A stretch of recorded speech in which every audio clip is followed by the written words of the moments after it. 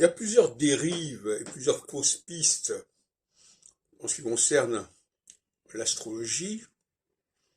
Il y a la piste astronomique, d'une part, et puis il y a la piste divinatoire de l'autre. Ce sont deux pistes qui sont parasitaires quelque part par rapport à la véritable dimension de l'astrologie. La piste astronomique, nous l'avons déjà explorée maintes fois, et je viens d'écouter un extrait du 3e épisode de cette série sur la tentation du ciel, où on reproche aux astrologues en général, d'avoir parié sur les nouvelles planètes, et notamment sur Pluton. Alors déjà, cette façon de s'adresser aux astrologues comme si c'était une population d'un seul tenant pose problème.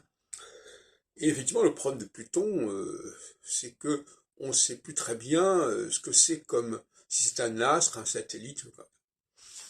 Bon, ça date déjà d'une quinzaine d'années, cette affaire. Bon, donc de toute façon, la question est de savoir, effectivement, si cette astrologie contemporaine, depuis le début du 19e siècle, qui s'est entiché de ces nouvelles planètes en pensant que ça pourrait éventuellement sauver l'astrologie. Oui, ça effectivement c'est un travers dont j'ai parlé à plusieurs reprises. Puis alors l'autre travers, c'est la mancie.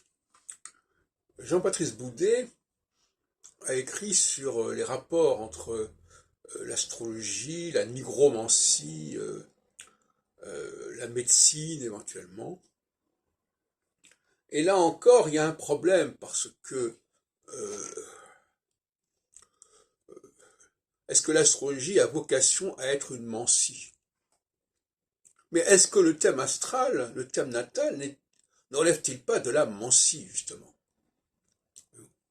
Donc là encore, il y a une fausse piste. Le thème astral est-il un moyen de sauver l'astrologie?